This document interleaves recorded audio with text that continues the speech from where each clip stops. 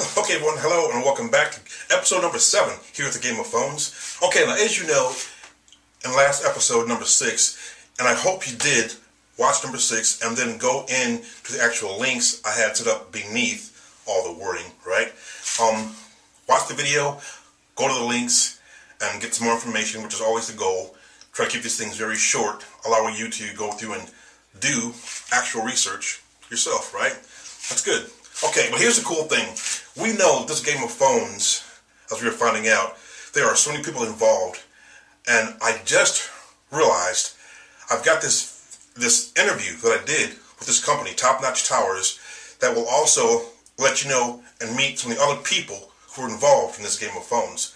Now, these guys, they actually build the towers.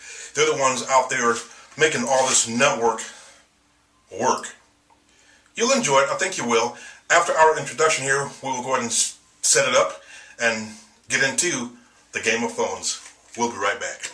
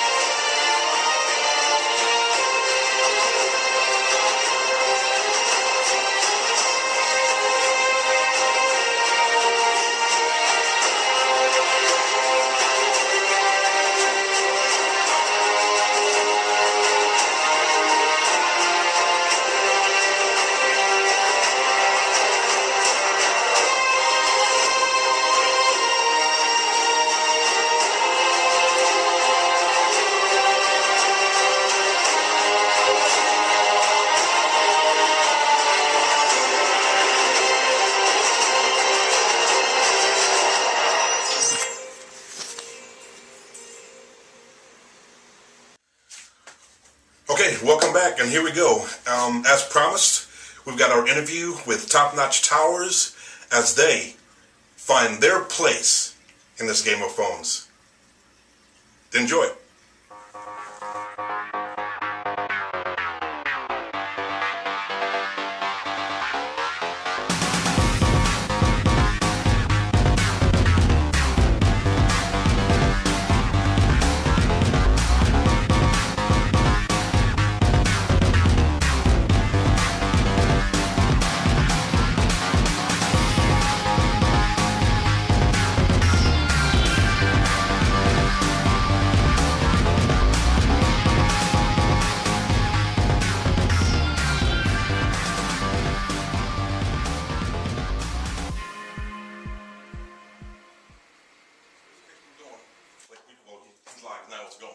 So that's okay.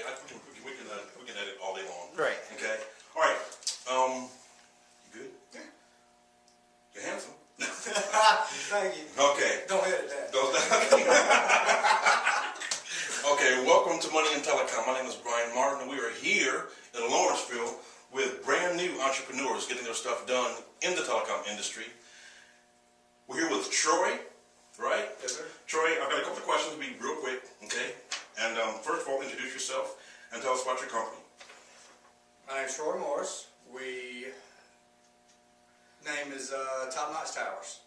We started our company a little bit over a year ago, physically actually doing work. And we just do whatever we can to keep moving. Cool. Now, who is your target audience, your target customer? Who do you target basically? Basically anybody that needs anything done on a tower. Oh, so you guys are tower climbers for the most part as far Yes. as, okay. Tower climbers, even civil, I mean, it doesn't matter. Whatever needs to be done, we do it. Okay.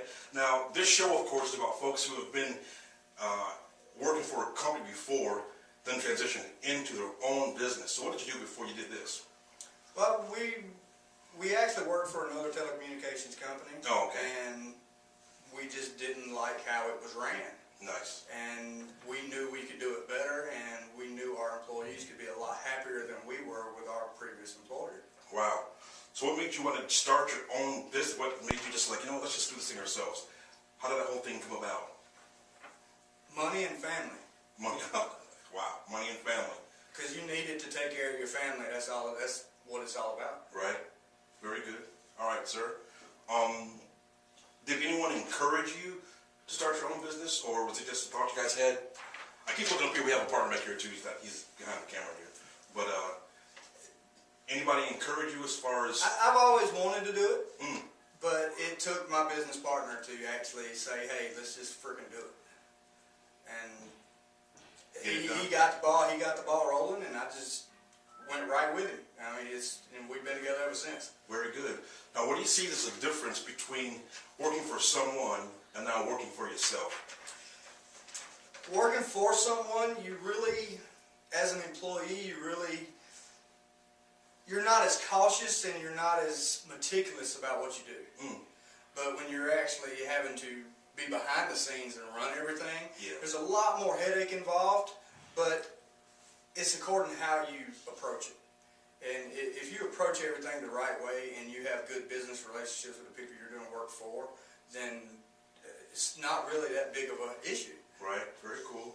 So one of the questions I always ask is, would you recommend or encourage other people who are in telecom working as an employee to look toward transitioning into becoming a business owner? Yes. Yes, you would. Most definitely. Awesome. Most definitely. That's cool. I think it's the best way to go.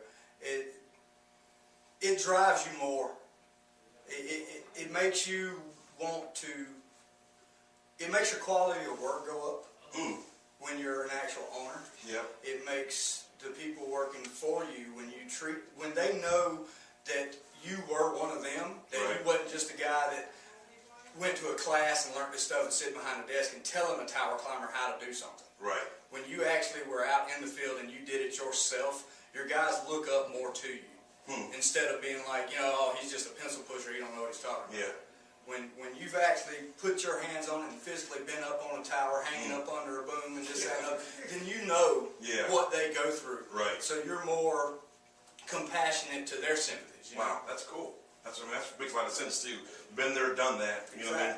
Therefore, they gain your respect. Which is one of the reasons we wanted to transition over to where we actually ran it, because the people we were working for, 90% of them had never even been on a tower site. And it made no sense to us. Right. And they treated it like this is just a minimum wage job, and it's not. Right. So what kind of advice, if there was someone thinking, part of the audience, the 1,000 people watching this, what advice would you give them to, if they wanted to start their own company? And not so much in this particular niche that you guys are doing, but telecom is a $1.75 trillion industry. Yes. And there are several areas to do business in this market. So what advice would you give someone who was sitting back scratching their head and says, man, if they did it, I can do it? What would you tell them? Research. Lots and lots of research. Right. Make sure you're not just going by word of mouth. You need to go by actual facts. You need to get out. You need to form business relationships. You need to go to other, for the industry we're in, working on the towers. You need to actually go out to other tower companies that do the work we do and sit down and talk with them and see, what actually it all entails and what you have to do. Right. But it's a lot of research, and it's a lot of footwork too. I mean, there's a lot of stuff you have to do. Yeah. And good credit. Make sure you got good credit. Right. Okay. Well, that's cool. That's a big one. That's a big one. And if your credit ain't good, that's the number one thing you need to start working on. Wow. Right now. All right. Very good. Well, that's pretty much it. So you can say that you would pretty much enjoy having your own company as compared to working for someone. Most definitely. That's just a no-brainer, right? So I mean, that's it. There you have it, ladies and gentlemen.